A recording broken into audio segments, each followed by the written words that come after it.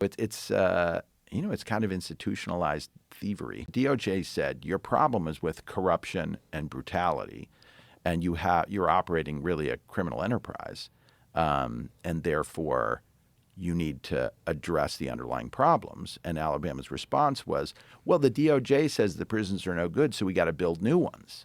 Well, so they get a massive contract. Yeah, exactly. So we always call it the Alabama Department of Construction, because they don't really change anything unless they have the opportunity to build something.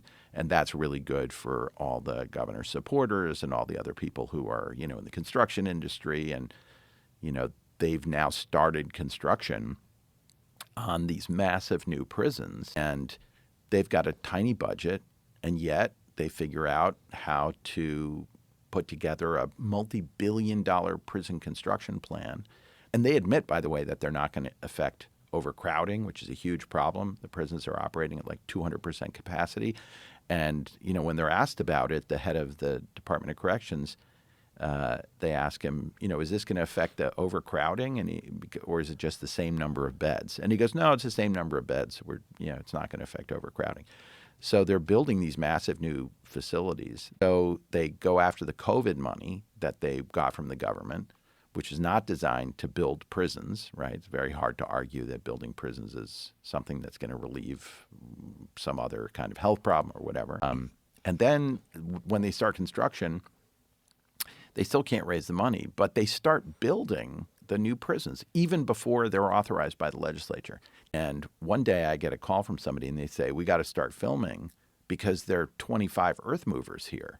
And I said, well, that's impossible because the legislature hasn't even approved the new prison construction. And they said, well, the prison construction companies know it's happening, and they're already spending hundreds of thousands of dollars just to clear the site. So the fix was in on this new prison construction. And the governor announced that it was going to cost $900 million to build 3 new prisons. So far, they've broken ground and are far along on the first prison, and it's up to $1.3 billion.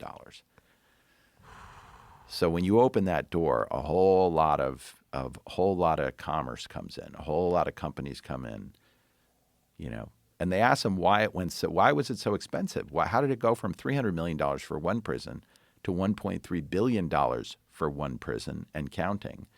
And they said, well, it's inflation. And, meanwhile, I'm pretty sure that the government's not going to say that we got 400% inflation at the moment. So it's kind of institutionalized thievery. Yeah, it's organized crime.